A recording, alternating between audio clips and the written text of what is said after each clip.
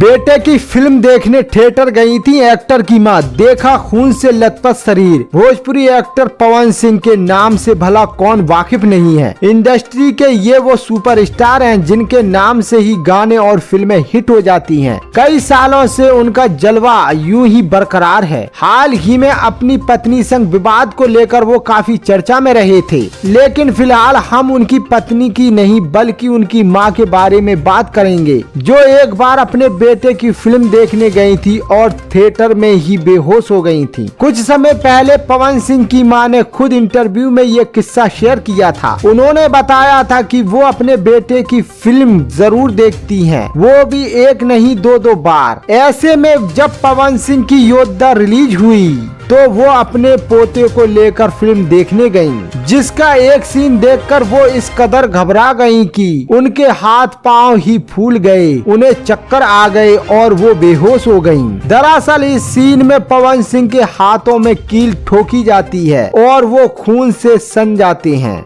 जैसे ही थिएटर में वो बेहोश हुई तो उन्हें अस्पताल ले जाया गया, जहां पवन सिंह भी पहुंच गए। बाद में होश आने पर उन्होंने बताया उन्हें उस वक्त ऐसा लगा कि उनके बेटे को किसी ने मार डाला है। हालांकि फिर पवन सिंह ने उन्हें समझाया कि ये सब नकली में होता है, वो खून नहीं टमाटर की चटनी थी। खैर, इस किस्से ने एक बात तो साबित कर दी कि माँ तो माँ होती है, जो बेटे का खून किसी भी हालत में बर्दाश्त नहीं कर सकती, फिर चाहे वो एक्टिंग क्यों ना हो। दोस्तों, आपको ये न्यूज कैसा लगा कमेंट करके जरूर बताएं और भोजपुरी स्टार पवन सिंह से जुड़ी खबरों के लिए मेरे YouTube चैनल को सब्सक्राइब करना ना भूलिए।